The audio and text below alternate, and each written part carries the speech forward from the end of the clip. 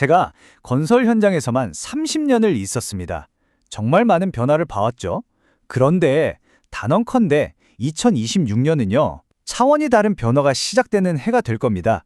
그냥 법 몇 개 바뀌는 수준이 아니에요. 안전에 대한 우리 생각, 일하는 방식, 그 근본을 바꾸는 거대한 전환점이라고 할 수 있죠. 그래서 오늘 이 시간은요, 바로 그 거대한 파도 맨 앞에서 현장을 이끌고 계신 여러분들을 위한 실질적인 가이드가 되어드릴 겁니다. 자, 화면에 보이는 이 숫자 0.29%. 이게 대체 뭘까요? 이게 바로 우리가 오늘 이야기할 모든 변화의 시작점이자 종착점입니다. OECD 평균 사고 사망 만인율. 그러니까 우리도 이제 선진국 수준으로 가보자는 거죠. 정부가 2026년까지 이걸 달성하겠다고 못을 박았어요. 앞으로 우리 현장의 모든 안전활동은 좋든 싫든 이 숫자를 기준으로 평가받게 될 겁니다. 우리가 왜 이렇게까지 바뀌어야 하냐고요? 바로 이 숫자 때문입니다. 그럼 이 목표를 어떻게 달성할 거냐? 그 여정을 오늘 5단계로 나누어서 한번 쭉 훑어보겠습니다. 첫째, 왜 이렇게까지 큰 변화가 오는지 그 배경부터 짚어보고요. 둘째, 이 변화의 가장 중심에 있는 새로운 핵심, 위험성 평가에 대해 알아볼 겁니다. 셋째, 우리를 도와줄 스마트 안전 툴킷은 뭐가 있는지. 넷째, 결국엔 사람이죠. 리더십과 참여의 중요성. 그리고 마지막으로 이 모든 걸 아우르는 미래의 안전 리더가 되려면 뭘 준비해야 하는지까지 제가 확실한 로드맵을 그려드리겠습니다. 자, 그럼 첫 번째 이야기부터 바로 시작하죠. 2026년 안전 패러다임의 대전환. 이게 뭐냐면요, 그냥 규칙 몇 개 더 생기고 벌금 좀 오르고 이런 차원의 얘기가 아닙니다. 안전을 대하는 판 자체, 즉 게임의 룰이 완전히 바뀐다는 뜻이에요. 우리가 지금까지 해왔던 방식과는 전혀 다른 접근이 필요합니다. 이 표를 보시면 그 차이가 확 들어올 겁니다. 왼쪽이 과거, 오른쪽이 2020년 이후입니다. 보세요. 옛날엔 어땠습니까? 나라에서 시키는 대로, 법에 있는 대로 했는지, 서류 잘 갖췄는지 이런 걸 주로 봤죠. 이게 바로 규칙 기반이에요. 근데 이제는 완전히 달라집니다. 현장에서 노사가 직접 위험을 찾아내서 실제로 없앴느냐, 그 결과와 성과를 보겠다는 겁니다. 정부 감독도 마찬가지예요. 이제 서류뭉시 뒤지는 게 아니라 그래서 당신들 위험성 평가 현장에서 제대로 돌아갔습니까? 이걸 직접 확인하러 온다는 거죠. 이 새로운 판의 심장, 가장 중요한 키워드가 바로 이겁니다. 자기규율 예방체계. 말이 좀 딱딱하고 어렵죠? 근데 핵심은 아주 간단해요. 이제 누가 시켜서가 아니라 우리 스스로, 그러니까 사업주와 근로자가 우리 현장의 안전 전문가가 되어서 위험 요소를 찾아내고 개선하라는 겁니다. 그럼 정부는 뭘 하냐? 잘하고 있는지 뒤에서 지켜보고 도와주는 서포터 역할을 하는 거죠. 이제 안전의 주도권이 외부 감독관에서 현장에서 땀 흘리는 바로 우리에게로 넘어온 겁니다. 책임감도 그만큼 커졌고요. 자, 그럼 이 자기규율 예방체계라는 자동차를 움직이게 하는 엔진은 뭘까요? 그게 바로 두 번째 주제, 위험성 평가입니다. 위험성 평가? 그거 옛날부터 하던 거 아니냐고요? 맞습니다. 하지만 2026년부터는 그 위상과 중요성이 완전히 180도 달라집니다. 그냥 하던 업무 중 하나가 아니라 모든 안전활동의 심장이자 엔진이 되는 거예요. 이걸 못하면 아무것도 못하는 겁니다. 자, 이 화면 좀 보세요. 제가 그냥 하는 말이 아니라는 증거입니다.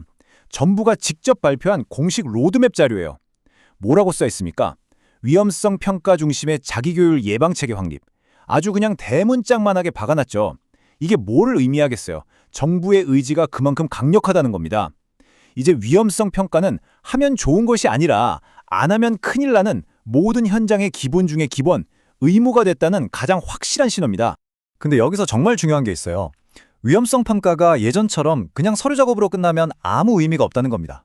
이제는 현장에서 살아 숨쉬어야 해요. 어떻게? 바로 이 월주일 3단계 사이클을 통해서입니다. 자, 기억하세요. 매월 전체 공정을 크게 한번 훑어보고, 매주 공정이 바뀌거나 새로운 장비가 들어오는 등 특이사항을 챙기고, 그리고 매일 작업 시작 전에 TBM으로 그날그날의 위험 요소를 모든 작업자들과 공유하는 거죠. 월, 주, 일. 이 사이클이 이제 우리 현장의 새로운 표준이 되는 겁니다. 이 문장 하나가 모든 걸 요약해줍니다. 한번 보세요.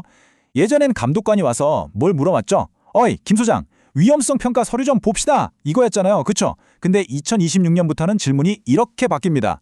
그래서 그 서류에 있는 내용대로 현장에서 실제로 했습니까? 저기 일하는 작업자분도 그 위험에 대해 알고 계세요? 바로 이겁니다. 질문 자체가 달라졌어요. 이제 우리의 증거는 두꺼운 서류가 아니라 현장에서의 실행력, 바로 그것뿐입니다. 자, 그럼 세 번째 주제로 넘어가 볼까요? 지금까지 얘기를 들어보니 와, 이거 할 일 너무 많아지는 거 아니야? 걱정되실 수도 있습니다. 그런데 다행인 건 우리에게 아주 강력한 아군이 생겼다는 겁니다. 바로 스마트 기술이죠. 이제 이 똑똑한 장비들을 적극적으로 활용하라고 나라에서도 팍팍 밀어주고 있습니다. 그 중에서도 가장 획기적인 변화, 바로 이겁니다. 돈 문제예요, 돈. 2026년부터 계약하는 공사는요, 스마트 안전장비를 사거나 빌리는 데 드는 비용 전액 100%를 산안비로 쓸 수 있게 됩니다. 예전엔 70%까지만 인정해줘서 좀 부담스러웠잖아요. 근데 이제 100%입니다. 이건 뭐 사실상 나라에서 쓰라고 등을 떠미는 수준이죠. 이제 비싸서 못 쓴다는 말은 통하지 않게 됐습니다. 그리고 이 장비들 이제 그냥 좀 신기한 편의 장비가 아닙니다. 법적으로 인정받는 공식적인 안전 조치예요. 예를 들어 지능형 CCTV가 위험구역에 누가 들어가는 걸 딱 잡아내고 스마트 안전모는 작업자가 넘어지거나 충격을 받으면 바로 신호를 보내주죠. 밀폐 공간에선 IoT 가스 감지기가 알아서 환기팬을 돌리고 굴착기 옆에 누가 가면 경보음이 울리고 이런 것들이 그냥 사고 한번 맞고 끝나는 게 아니에요. 여기서 쌓이는 데이터가 나중에 우리 현장은 이런 위험이 잦구나 분석해서 더 안전한 작업 환경을 만드는 귀한 자산이 되는 겁니다. 자, 지금까지는 바뀐 제도 그리고 우리를 도와줄 기술에 대해 이야기했습니다. 그런데 말이죠. 아무리 좋은 시스템과 장비가 있어도 결국 이걸 움직이는 건 누굽니까? 바로 사람이죠. 네 번째 주제, 리더십과 참여입니다. 제가 현장에서 30년 있으면서 느낀 건 딱 하나예요. 진짜 안전은 서류나 기술이 만드는 게 아니라 리더의 의지와 직원들의 참여가 만드는 문화에서 나온다는 겁니다. 이건 뭐 국제표준인 ISO 4001에서도 똑같이 얘기합니다. 리더, 특히 최고 경영진이 뭘 해야 하냐? 첫째, 우리 현장 안전은 내가 최종 책임진다. 이 자세가 있어야 하고, 둘째, 안전을 자꾸 돈 들어가는 비용으로 생각하지 말고 공사의 일부, 핵심 업무로 생각해야 합니다. 그리고 필요한 지원은 확실하게 해주고요. 근데 제가 생각하기에 가장 중요한 건 이겁니다.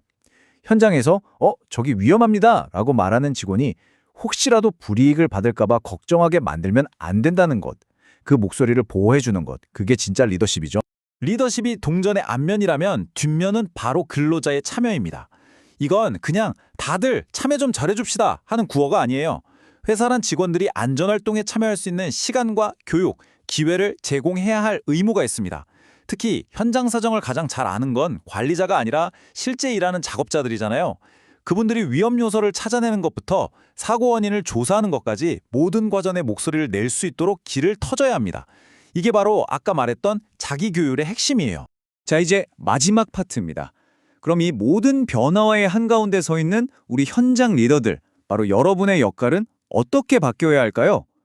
솔직히 말해서 과거처럼 그냥 서류 챙기고 순찰 도는 안전관리자 역할에만 머물러서는 이 거대한 변화의 파도를 절대 넘을 수 없습니다.